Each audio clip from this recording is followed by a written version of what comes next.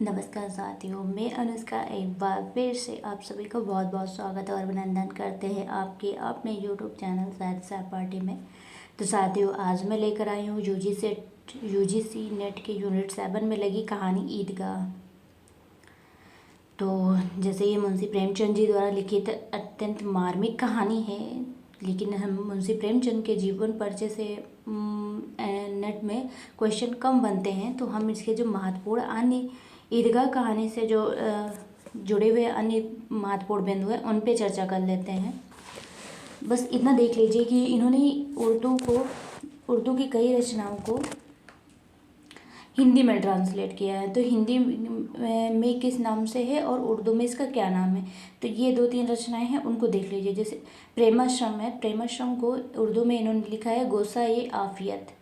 गोसा-ए-आफियत हम पहले भी कहते हैं कि हम जब भी पढ़ाएं तो आप पेन और कॉपी देकर जरूर बैठिए, और जो मैं पॉइंट बताते जा रही हूँ आप लिखते चलिए। तो प्रेमाश्रम हिंदी में है, प्रेमाश्रम नाम से उन्होंने हिंदी में इसका अनुवाद किया है, लेकिन उन्होंने पहले उर्दू में इसको लिखा है गोसा-ए-आफियत। ऐसे ही बाज़ार-ए-हुस्न नाम से जो कृति लिखी है उसका हिंदी में ट्रांसलेट किया है सेवा सदन नाम से। प्रेमा जो है इसका हम खुरमा या हम सवाब नाम है उर्दू में। इनका जो पहला उपलब्ध लेखन है जो उर्दू में लिखा गया था वो असरारे माआबिद इनका पहला उपलब्ध लेखन है जो उर्दू में लिखा गया था। तो ये जो ईदगाह कहानी है ये मानसरोवर के भाग 1 में, और उसमें कुल और कितनी कहानियाँ लगी हैं, तो कुल 27 कहानियाँ और लगी हैं। मानसरोवर के भाग 1 में कुल 27 कहानियाँ। तो यहाँ से भी क्वेश्चन बन सकता है कि मानसरोवर भाग 1 में कुल कितनी कहानियाँ लगी हुई, तो 27 कहानियाँ लगी हुई हैं। तो चलिए 27 कहानियों के नाम भी देख लेते हैं।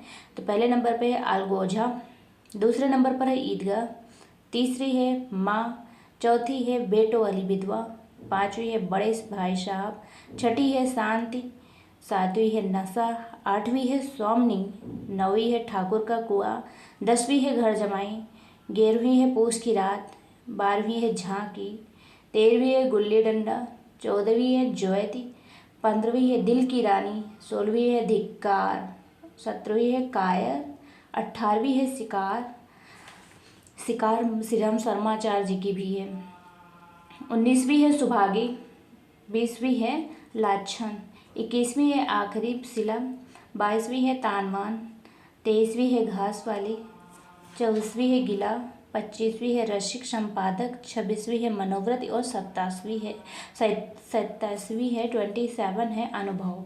तो इसमें से कुछ कहानियाँ होंगी जो आप लोगों ने पढ़ा भी होगा, कुछ नहीं बहुत कहानियाँ, जैसे ईदगाह आपने पढ़ी ही होगी, बेटो वाली विधवा भी, बड़े भाई साहब, ठाकुर का कुआं है, पूस की रात है, तो ये घास वाली है, गिला है। तो ये अक्सर ये कहानी हम लोगों ने पढ़ी है इसके पहले भी। तो ये थी, और ईदगाह का प्रकाशन हुआ था 1933 में। तो ये मानसरोवर के भाग 1 में जितनी भी 27 कहानी लगी थी मैंने उनके बारे में बताया, 27 का नाम भी बता दिया। अब ईदगाह कहानी के जो मुख्य पात्र है उसमें है हामिद कितने रुपए लेकर गया था, तो ये भी पूछ सकता था। 3 पैसे लेकर गया था, और उम्र है इसकी 4 से 5 वर्ष का बच्चा है। और उसमें अमीना है, अमीना जो हामिद की दादी है, सम्मी है, महमूद है, आबिद जो है हामिद का पिता है जिसका देहांत हो गया है, चौधरी है, चौधरी का नाम कायम अली है, और मोहम्मद है, मोहसिन जो है 12 पैसे लेकर गया था, नूरे है। तो ये ईदगाह कहानी के कुछ महत्वपूर्ण पात्र थे। तो चलिए अब देर न करते हुए कहानी की ओर चलते हैं, और कहानी की जितनी भी महत्वपूर्ण पंक्तियां हैं हम सबको अंडरलाइन करते हुए जाएंगे, आप नोट्स बनाते हुए चलिए, क्योंकि पंक्तियों से बहुत क्वेश्चन पूछता है। और ये जो कि कितने कौन पैसे लेकर गया था और किसने क्या खरीदा, यहाँ से भी क्वेश्चन बनते हैं। तो जितनी भी महत्वपूर्ण पंक्तियाँ हम सबको नोट करते हुए चलेंगे, एक एक पॉइंट को नोट करते हुए चलेंगे।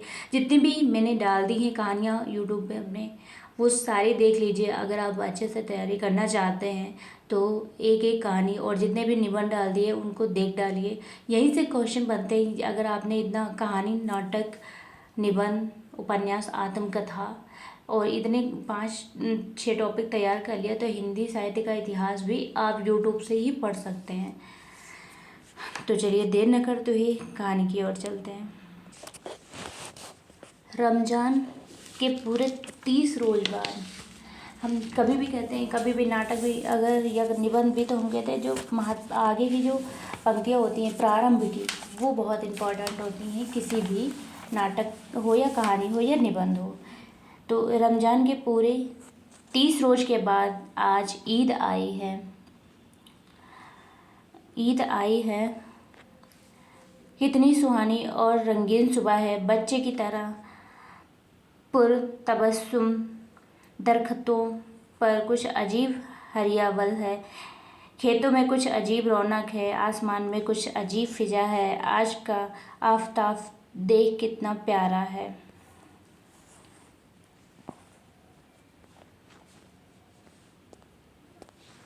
गोया दुनिया को ईद की खुशी पर मुबारकबाद दे रहा है। गांव में कितनी हलचल चहल पहल है। ईदगाह जाने की धूम है। किसी के कुर्ते के बटन नहीं है तो सुई धागा लेने दौड़े जा रहे। किसी के जूते सख्त हो गए हैं जैसे उसे तेल और पानी से नरम कर रहा है। जल्दी जल्दी बैलों को सानी पानी दे दे। ईदगाह से लौटते लौटते दोपहर हो जाएगी। 3 कोस, कितनी कोस है? 3 कोस का पैदल रास्ता, फिर सैकड़ों रिश्ते कराबत वालों से मिलना मिलाना। दोपहर से पहले लौटना गैर मुमकिन है। कितनी दूर पर है ईदगाह? 3 कोस। लड़के सबसे ज़्यादा खुश हैं। किसी ने एक रोज़ा रखा, वो भी दोपहर तक। किसी ने वो भी नहीं, लेकिन ईदगाह जाने की खुशी इनका हिस्सा है। रोज़े बड़े बूढ़ों के लिए होंगे, बच्चों के लिए तो ईद है। रोज़ ईद का नाम रटते थे, आज वो आ गए। अब जल्दी पड़ी है कि ईदगाह क्यों नहीं चलते। उन्हें घर की फिक्रों से क्या वास्ता। सेवाइयों के लिए घर में दूध और शक्कर मेवे हैं या नहीं, उसकी उन्हें क्या फिक्र। वो क्या जाने अब्बा क्यों बदहवाश गांव के महाजन चौधरी कासिम अली के घर दौड़े जा रहे हैं। उनकी अपनी जेबों में तो कारून का खजाना रखा हुआ है। बार बार जेब से खजाना निकाल कर गिनते हैं, दोस्तों को दिखाते हैं और खुश होकर रख लेते हैं। इन्हीं 2-4 पैसों में दुनिया की 7 नेमतें लाएंगे, खिलौने और मिठाइयाँ और बिगुल और खुदा जाने क्या क्या। सबसे ज़्यादा खुश है हामिद। वो 4 साल का है। कितने साल का है? 4 साल का। गरीब खूबसूरत बच्चा है जिसका बाप पिछले साल हैजा, आप इसको भी पूछ सकते हैं कि किस बीमारी से हामिद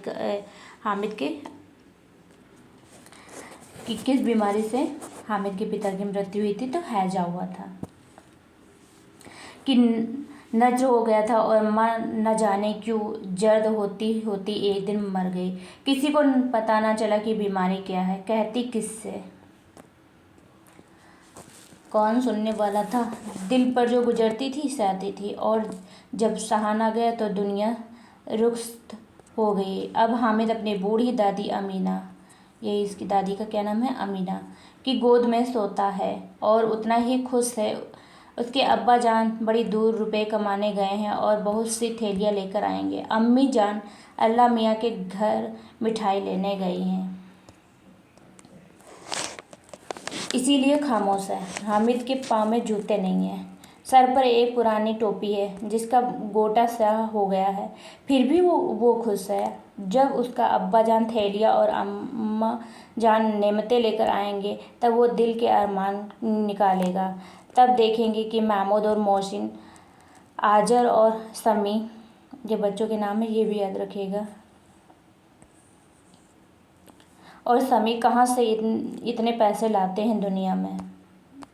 मुसीबतों की सारी फौज लेकर आया। उसकी एक निगाह, एक मासूम उसे पामाल करने के लिए काफ़ी है। हामिद अंदर जाकर अमीना से कहता है, तुम डरना नहीं अम्मा, मैं गांव वालों का साथ न छोड़ूंगा, बिल्कुल न डरना। लेकिन अमीना का दिल नहीं मानता। गांव के बच्चे अपने अपने बाएं अपने अपने बाप के साथ जा रहे हैं। हामिद क्या अकेला ही जाएगा? इस भीड़ भाड़ में कहीं खो गए जाए तो क्या हो? नहीं, अमीना इसे तन्हा न जाने देगी। नन्ही सी जान, 3 कोस चलेगा तो पाँव में छाले पड़ जाएंगे। मगर वो चली जाए तो यहाँ सेवइयाँ कौन पकाएगा? भूखा प्यासा दोपहर में लौटेगा क्या? क्या उस वक्त सेवइयाँ पकाने बैठेगी? रोना तो ये है कि अमीना के पास पैसा नहीं है। उसने फ़ाहमीन के कपड़े सिए थे तो 8 पैसे मिले थे। किसके कपड़े सिले थे? फ़ाहमीन के कपड़े सिले थे। उस अठन्नी को ईमान की तरह बचाती चली आई थी इस ईद के लिए, लेकिन घर में पैसे और न थे और ग्वालिन के पैसे और चढ़ गए थे। देने पड़े हामिद के लिए। रोज़ 2 पैसे का दूध तो लेना पड़ता है। अब कुल 2 आने पैसे बचे हैं। 3 पैसे हामिद की जेब में हैं और 5 अमीना के पास। अमीना के पास कितने बचे? 5 बटवे में हैं। यही बिसात है, अल्लाह की बेड़ा पार करेगा। धोबन, मेहतराइन और नाइन भी आएंगी। सबको सेवइयाँ चाहिए। किस किस से मुंह छिपाए? साल भर का त्योहार है। ज़िंदगी खैरियत से रहे, उनकी तकदीर भी तो उसके साथ है।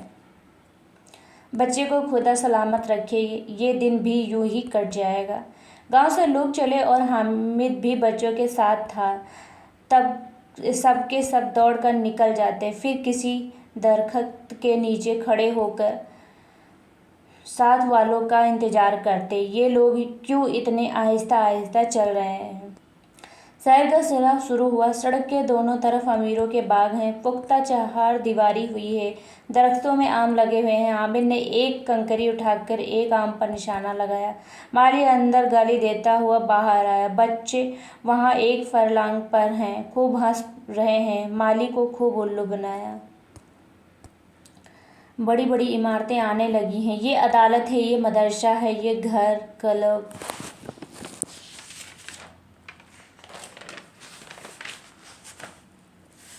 क्या क्या पड़ा है रास्ते में ये भी याद रखिएगा। अदालत, मदरसा और क्लब, घर। इतने बड़े मदरसे में कितने सारे लड़के पढ़ते होंगे। लड़के नहीं हैं जी, बड़े बड़े आदमी हैं। सच, उनकी बड़ी बड़ी मूछें हैं। इतने बड़े हो गए हैं, अब तक पढ़ने जाते हैं। आज तो छुट्टी है, लेकिन एक बार जब पहले आए थे तो बहुत से दाढ़ी मूछे वाले लड़के यहाँ खेल रहे थे। जाने कब तक पढ़ेंगे और क्या करेंगे इतना पढ़कर। गांव के देहाती मदरसे में तो 2-3 बड़े लड़के हैं, बिल्कुल 3 कौड़ी के, काम से जी चुराने वाले। ये लड़के भी इसी तरह के होंगे और क्या नहीं। अब क्या, अब तक पढ़ते होते तो घर, क्लब घर है, वहाँ जादू का खेल होता है। सुना है मर्दों की खोपड़ी उड़ती हैं, आदमी बेहोश कर देते हैं। फिर उससे तो कुछ पूछते, वो सब बतला देते हैं। और बड़े बड़े तमाशे होते हैं और मैमें भी खेलती हैं। सच, हमारी अम्मा को दे दो, क्या कहलाता है, बैठ तो इसे घुमाते ही लुढ़क जाए। मोहसिन ने कहा। हमारी अम्मी जान तो उसे पकड़ ही न सके, हाथ कांपने लगे। अल्लाह कसम। हामिद ने इससे इत्तलाफ किया। चलो मनु आटा पीस डालती है, जरा सी बैठ पकड़ लेगी तो हाथ कांपने लगेगा। सैकड़ों घड़े पानी रोज निकालती है। किसी मैम को एक घड़ा पानी निकालने पड़े तो आंखें तले अंधेरा छा जाएगा। ये बच्चे आपस में बातें कर रहे हैं। निकालना पड़े तो आंखों तले अंधेरा आ जाए। मोहसिन, लेकिन दौड़ती तो नहीं, उछल कूद नहीं सकती। हामिद, काम आ पड़ता है तो दौड़ भी लेती। अभी उस दिन तुम्हारी गाय खुल गई थी और चौधरी के खेत में जा पड़ी तो तुम्हारी अम्मा ही तो दौड़कर उसे भगा लाई थी। कितनी तेजी से दौड़ी थी, हम तुम दोनों उनसे पीछे रह गए। फिर आगे चले। हलवाइयों की दुकान शुरू हो गई। आज खूब सजी थी। इतनी मिठाइयाँ कौन खाता है? देखो ना, एक एक दुकान पर मनु होंगी। सुना है रात को एक जिन्नत हर एक दुकान पर आता है। जितना माल बचा होता है वो सब खरीद लेता है और सचमुच के रुपए देता है, बिल्कुल ऐसे ही चांदी के रुपए। महमूद को यकीन न आया, ऐसे रुपए जिन्नात को कहाँ से मिल जाएंगे। मोहसिन, जिन्नात को रुपयों की क्या कमी है, जिस खजाने में चाहे चले जाए, कोई उन्हें देख नहीं सकता, लोहे के दरवाजे तक नहीं रोक सकते। जनाब, आप किस ख्याल में हैं? हीरे जवाहरात उनके पास रहते हैं, जिससे खुश हो गए उसे कटोरों जवाहरात दे दिए। 5 मिनट में कहो काबुल पहुंच जाएं। हामिद, जिन्नात बहुत बड़े होते होंगे। ये बच्चे आपस में बातें कर रहे हैं। क्या कह रहा है हामिद कि जिन्नात बहुत बड़े होते होंगे मोहसिन, और क्या, एक एक आसमान के बराबर होता है। जमीन पर खड़ा हो जाए तो उसका सर आसमान में से जा लगे, मगर चाहे तो एक लोटे में घुस जाए। समी, सुना है चौधरी साहब के कब्जे में बहुत से जिन्नात हैं। कोई चीज़ चोरी चली जाए, चौधरी साहब उसका पता बता देंगे और चोर का नाम तक बता देंगे। जुमेराती का बछड़ा उस दिन खो गया था। 3 दिन हैरान हुए, कहीं न मिला। तब झक मार कर चौधरी के पास गए। चौधरी ने कहा मवेशी खाने में है, और वही मिला। जिन्नात आकर उसे सब खबर दे जाया करते हैं। अब हर एक की समझ में आ गया कि चौधरी कासिम अली, अब चौधरी का क्या नाम है, कासिम अली के पास क्यों इस कदर दौलत है और क्यों इतनी इज्जत है। जिन्नात आकर उन्हें रुपए दे जाते हैं। आगे चलिए, ये पुलिस लाइन है और पुलिस वाले यहाँ कवायदे करते हैं। राइट लिप फार्म फो।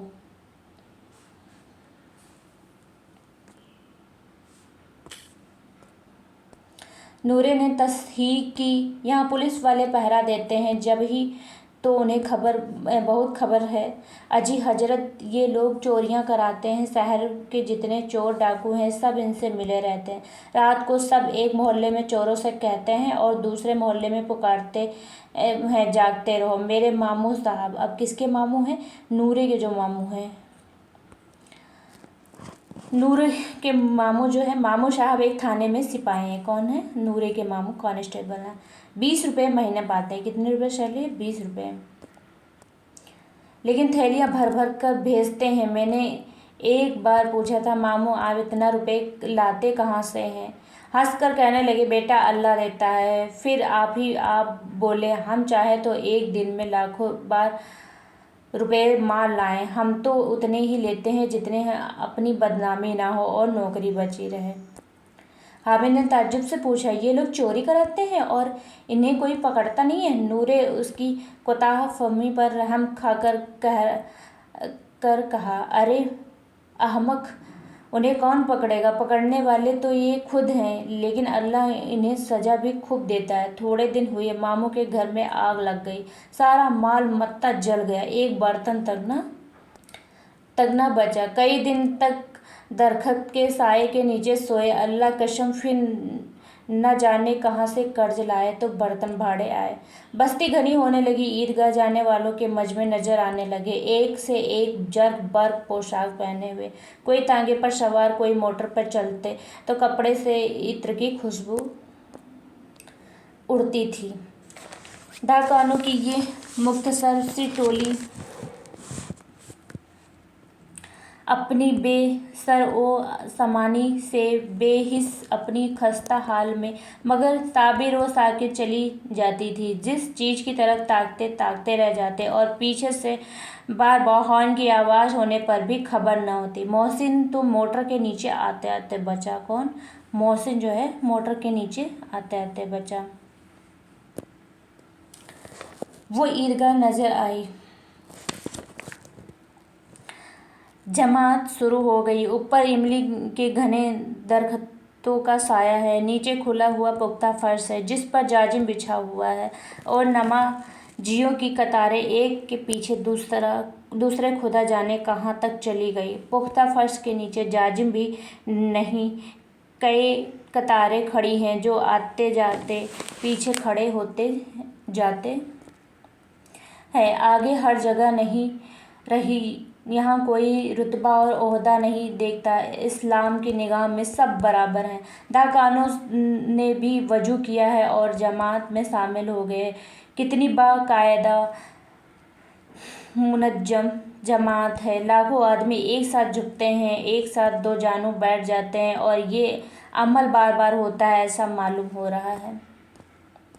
गोया बिजली की लाखों बत्तियों एक साथ रोशन हो जाएं और एक साथ बुझ जाएं। कितना पुर एहतिराम रोब अंगेज नज़ारा है, जिसकी हम आहंगी और वशुवत और तादाद दिलों पर एक विजदानी कैफियत पैदा कर देती हैं। गोया उखवत का रिश्ता इन तमाम रूहों को मुसल्लिक किए हुए है।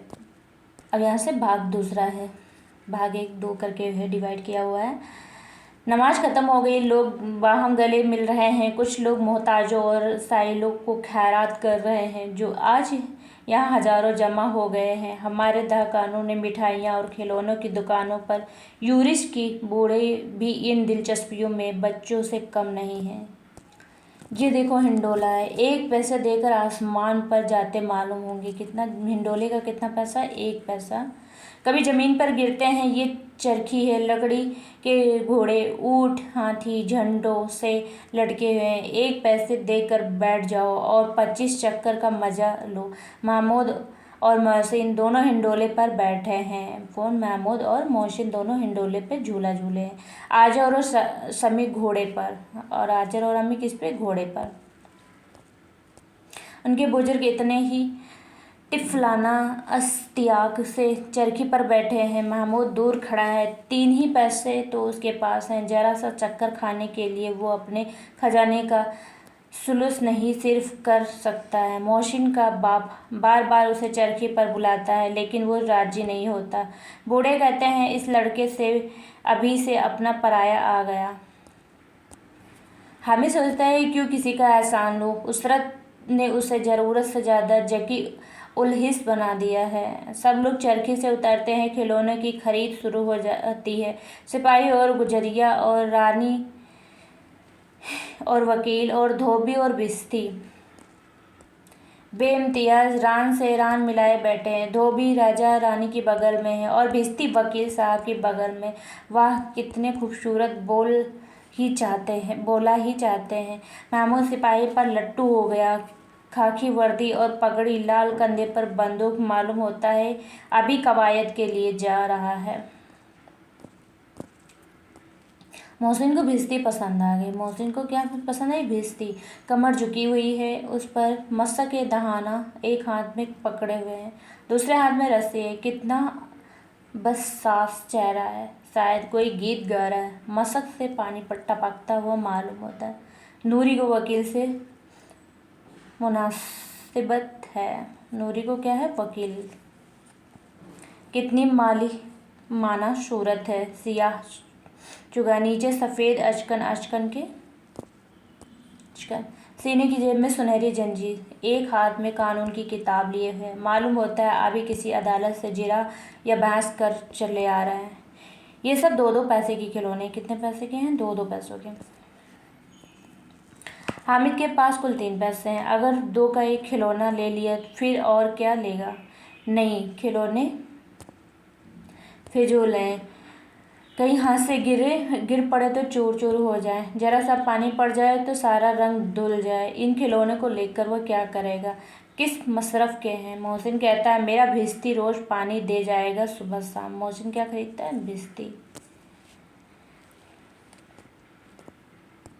नूरी बोलती, मेरा वकील रोज़ मुकदमा लड़ेगा और रोज़ रुपए लाएगा। हामिद खिलौनों की मजम्मत करता है, मिट्टी के ही तो हैं, गिरे तो चकनाचूर हो जाए, लेकिन हर चीज़ को ललचाई हुई नज़रों से देख रहा है और चाहता है कि जरा देर के लिए उन्हें हाथ में ले सकता। ये विशादी की दुकान है, तरह तरह की ज़रूरी चीज़ें। एक चादर बिछी हुई है, गेंद, सीटियाँ, बिगुल, भंवर, रबड़ के खिलौने और हज़ारों चीज़। मोहसिन एक सीटी लेता है। क्या है? एक सीटी लेता है। महमूद गेंद, नूरी रबड़ का एक बुत,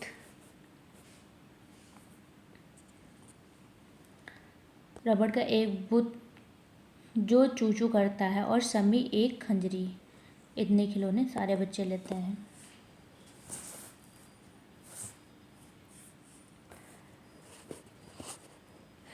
उसे वो बजा बजा कर गाएगा। हामिद खड़ा हर एक को हसरत से देख रहा है। जब इसका रफ़ीक कोई चीज़ खरीद लेता है तो वो बड़े इश्तियाक से एक बार उसे हाथ में लेकर देखने लगता है। लेकिन लड़के इतने दोस्त नवाज नहीं होते, खासकर जबकि अभी दिलचस्पी ताज़ा है। बेचारा यूं ही मायूस होकर रह जाता है। खिलौने के बाद मिठाइयों का नंबर आया। किसी ने रेवड़ियाँ ली, किसी ने गुलाब जामुन और किसी ने सोहन हलवा।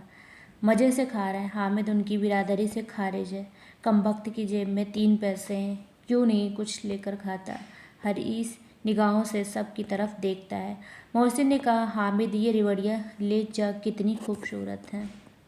रेवड़ियाँ खुशबूदार हैं। हामिद समझ गया कि ये महज शरारत है। मोहसिन इतना फयाज तब्या न था, फिर भी उसके पास गया। मोहसिन ने से 2-3 रेवड़ियाँ निकाली, हामिद की तरफ बढ़ाई। हामिद ने हाथ फैलाया, मोहसिन ने हाथ खींच लिया और रेवड़ियाँ अपने मुंह में रख ली। महमूद और नूरी और समी खूब तालियां बजा बजा कर हंसने लगे। हामिद खिसियाना सा हो गया। मोहसिन ने कहा, अच्छा अब ज़रूर देंगे, ये ले जाओ, अल्लाह कसम। हामिद ने कहा, रखिए, क्या मेरे पास पैसे नहीं हैं? समी बोला, 3 ही तो पैसे हैं, क्या लोगे? महमूद बोला, तुम इससे मत बोलो। हामिद, मेरे पास आओ, ये गुलाब जामुन ले लो। हामिद, मिठाइयाँ कौन सी बड़ी नेमत है, किताब में इनकी बुराइयाँ लिखी हैं। मोहसिन, लेकिन जी में कह रहे होगे कि कुछ मिल जाए तो खा ले, अपने पैसे क्यों नहीं निकालते? सब बच्चे उसे परेशान कर रहे हैं। महमूद, उसकी होशियारी में समझता हूँ, जब हमारे सारे पैसे खर्च हो जाएंगी तब ये मिठाइयाँ लेगा और हमें चिढ़ा कर खाएगा। हलवाइयों की दुकान के आगे कुछ लोहे की चीज़ों की थी, कुछ गलट और मुलम्मा के जेवरात की। लड़कों के लिए यहाँ दिलचस्पी का कोई सामान न था। हामिद लोहे की दुकान पर एक लम्हे के लिए रुक गया। 10 पना रखे हुए थे, वो 10 पना खरीद लेगा। माँ के पास 10 पना नहीं है।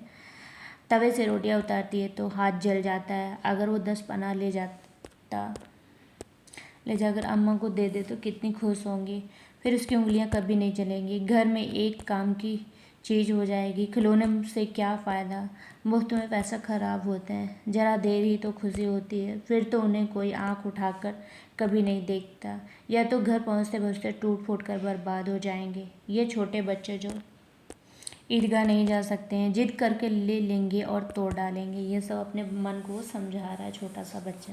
10 पना कितने फ़ायदे की चीज़ है। रोटियां तावे से उतार लो, चूल्हे से आग निकाल कर दो। अम्मा को फुर्सत कहाँ है, बाजार आए और इतने पैसे कहाँ मिलते हैं, रोज़ हाथ जला लेती है। उसके साथी आगे बढ़ गए। सबील पर सब पानी पी रहे हैं, कितने लालची हैं।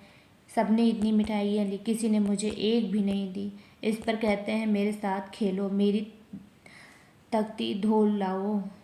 अब मगर यहाँ मोहसिन ने कोई काम करने को कहा तो खबर लूँगा। खाए मिठाई, अपना ही मुंह सड़ेगा, फोड़े फुंसियाँ निकलेंगी। आप ही जबान चटोरी हो जाएगी, तब पैसे चुराने और मार खाएंगे। मेरी जबान क्यों खराब होगी? उसने फिर सोचा, अम्मा 10 पना देखते ही दौड़कर मेरे हाथ से ले लेंगी और कहेंगी, मेरा बेटा अपनी माँ के लिए 10 पना लाया है। हजारों दुआएं देंगी। फिर उसे पड़ोसियों को दिखाएंगे, सारे गांव में वाह वाह मचेगी। उन लोगों के खिलौने पर कौन उन्हें दुआ देगा? बुजुर्गों की दुआएं सीधी खुदा की दरगाह में पहुंचती हैं और फ़ौरन कबूल होती हैं। मेरे पास बहुत से पैसे नहीं हैं।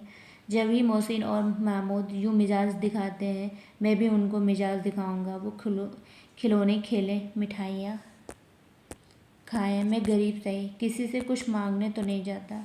आखिर अब्बा अभी कभी न कभी आएंगे ही। फिर उन लोगों से पूछूंगा, कितने खिलौने लोगे? एक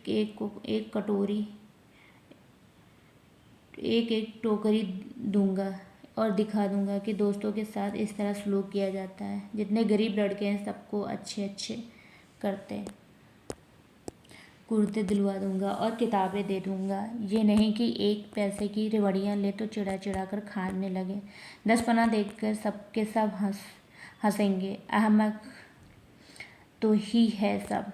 उनसे डरते डरते दुकानदार से पूछा, ये 10 पना बेचोगे?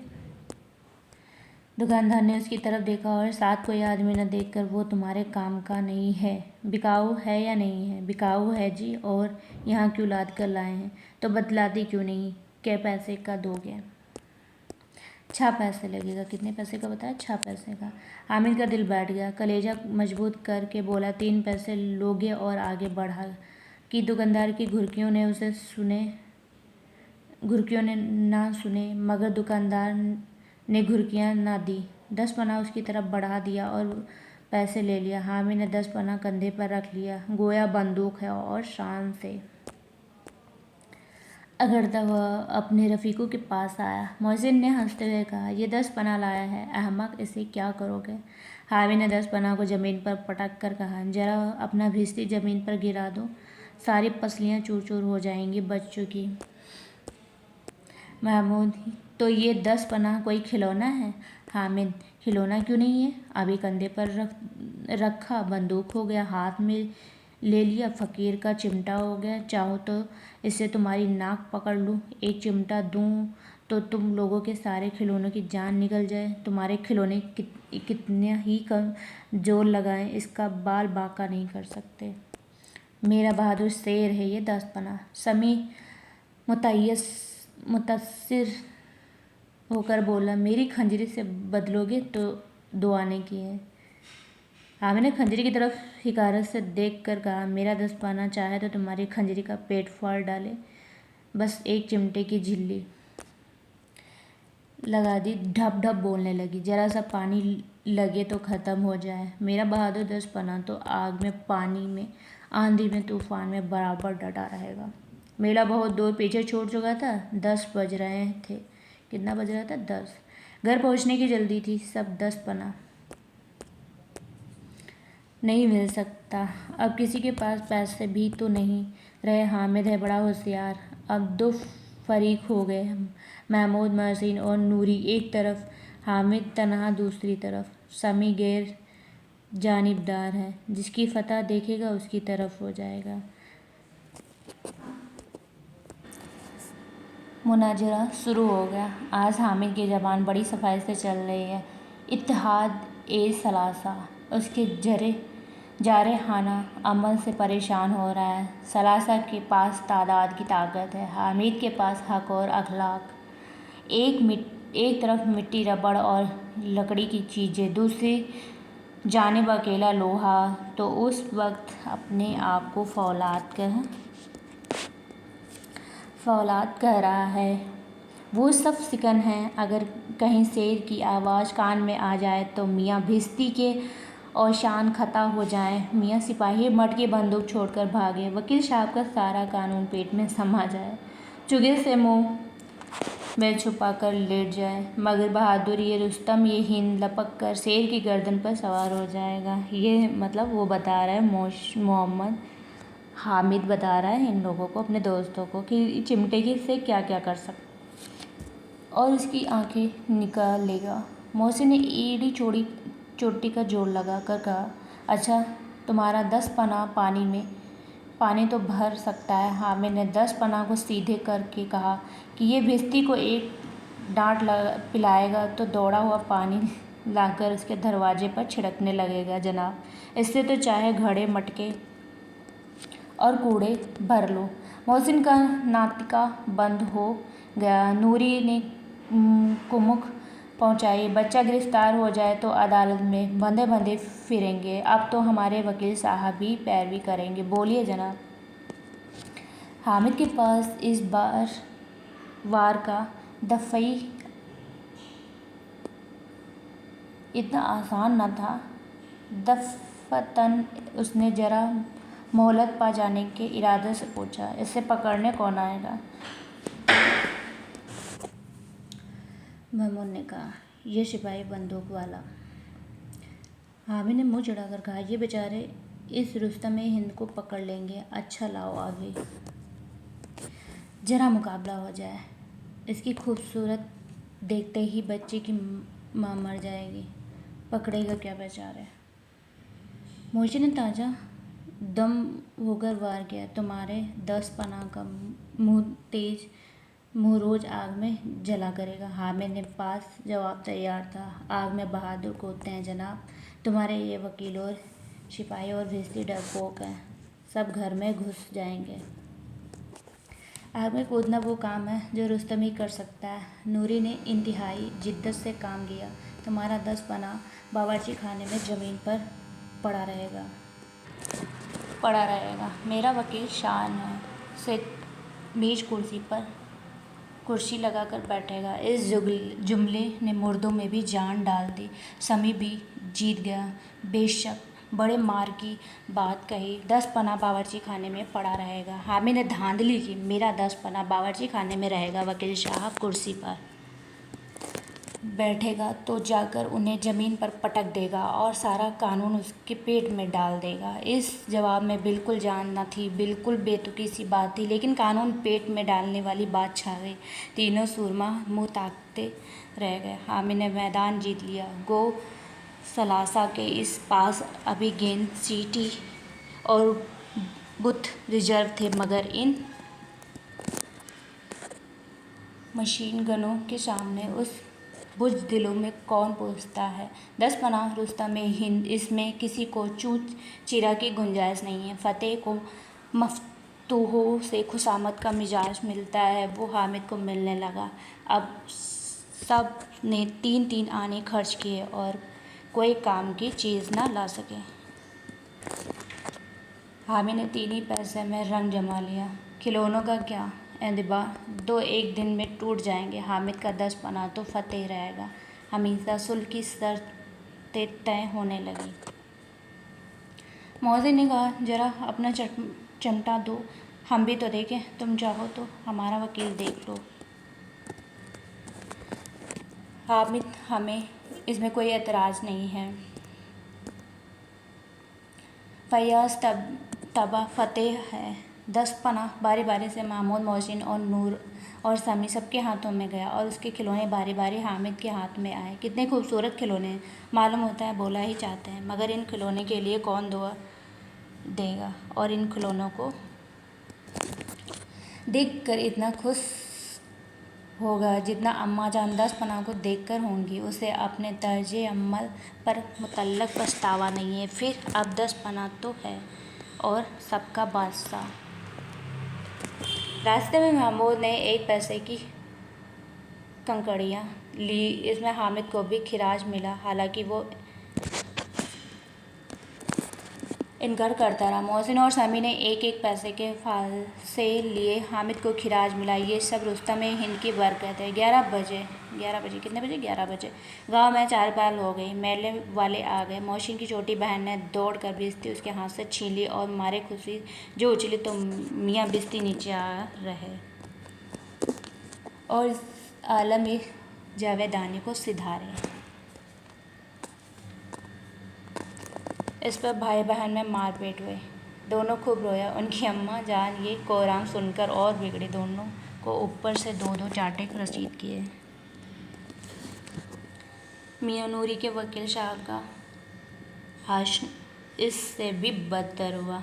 वकील ज़मीन पर या ताक पर तो नहीं बैठ सकता, उसकी पोजीशन का लिहाज तो करना ही होगा। दीवार में 2 खूंटियाँ गाड़ी गई, उन पर चेड़ का एक पुराना पटरा रखा गया। पटरे पर सुर्ख रंग का एक चीथड़ा बिछ गया जो मंजिले कालीन का था। वकील साहब आलम बाला बे जलवा अफरोज हुए। यही से कानूनी बहस करेंगे। नूरी एक पंखा लेकर जलने लगी। मालूम नहीं पंखे की हवा से ये पंखे की चोट से वकील साहब आलम बाला से दुनिया ये फ़ानी में आ रहे हैं और उनकी मुजस्समा ये खाकी के पुर्जे हुए। फिर बड़े जोर का मातम हुआ और वकील साहब की मैयत पारसी दस्तूर के मुताबिक कूड़े पर फेंक दी गई ताकि बेकार न जागो जगन के काम आ जाए। ये थी मतलब सारे बच्चों के खिलौने टूट गए। अब रहे मियाँ महमूद के सिपाही। वो मोहतरम और जी रोम हस्ती हैं। अपने पैरों चलने के जिल्लत से गंवारा नहीं। महमूद ने अपनी बकरी का बच्चा पकड़ा और उस पर सिपाही को सवार किया। महमूद की बहन एक हाथ से सिपाही को पकड़े हुए थे और महमूद बकरी के बच्चे का कान पकड़कर उसे दरवाजे पर चला रहा था और उसके दोनों भाई सिपाही की तरफ से थाने वाले दागते लौह पुकारते चलते थे। मालूम नहीं क्या हुआ, मियाँ सिपाही अपने घोड़े की पीठ से गिर पड़े और अपनी बंदूक लिए ज़मीन पर आ रहे। एक टांग मजरूफ हो गई मगर कोई मुजाहिका नहीं। महमूद होशियार डॉक्टर है, डॉक्टर निगम और भाटिया उसकी सरगिर्दगी कर सकते हैं और ये टूटी टांग आनन फानन में जोड़ देगा। सिर्फ गूलर का दूध पिए। गूलर का दूध आता है, टांग जोड़ी जाती है, लेकिन जू ही खड़ा होता है टांग फिर अलग हो जाती है। अमले जर्राही नाकाम हो जाता है, तब महमूद उसकी दूसरी टांग भी तोड़ देता है। अब वो आराम से एक जगह बैठ सकता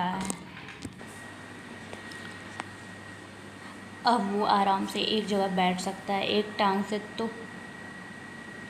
तो ना चल सकता था ना बैठ सकता था। अब मियाँ हामिद का किस्सा सुनिए। अमीना उसकी आवाज़ सुनते ही दौड़ी और उसे गोद में उठाकर प्यार करने लगी। दफ़अतन उसके हाथ में चिमटा देखकर चौंक पड़ी। ये 10 पना कहाँ था बेटा? मैंने मोल लिया है 3 पैसे में, हामिद ने बताया। मतलब अमीना ने छाती पीट ली। ये कैसा बेसमझ लड़का है कि दोपहर हो गई, कुछ खाया ना पिया, लाया क्या ये 10 पना? सारे मेले में तुझे और कोई चीज़ ना मिली थी? हामिद ने खता वराना अंदाज में कहा। तुम्हारी उंगलियां तावे से जल जाती थी कि नहीं? अमीना का गुस्सा फ़ौरन शफ़क़त में तब्दील हो गया और शफ़क़त भी वो मुँह से न बयां होती और अपनी सारी तासीर लफ्ज़ों में मुस्सिर कर देती। ये बेज़बान शफ़क़त थी, दर्द इल्तिजा में डूबी हुई। उफ़, कितनी नफ्स खुशी है, कितनी जान सोजी है। गरीब ने अपने तिफ़लाना इश्तियाक़ को रोकने के लिए कितना जब्त किया है। जब दूसरे लड़के खिलौने ले रहे होंगे, मिठाइयाँ खा रहे होंगे, उसका दिल कितना लहराता होगा। इतना जब्त इससे हुआ क्योंकि अपनी बूढ़ी माँ की याद उसे वहाँ भी रही। मेरा लाल मेरे कितनी फ़िक्र रखता है। उसके दिल में एक ऐसा जज्बा पैदा हुआ कि उसके हाथ में दुनिया की बादशाहत आ जाए और वो उसे हामिद के ऊपर निसार कर दे।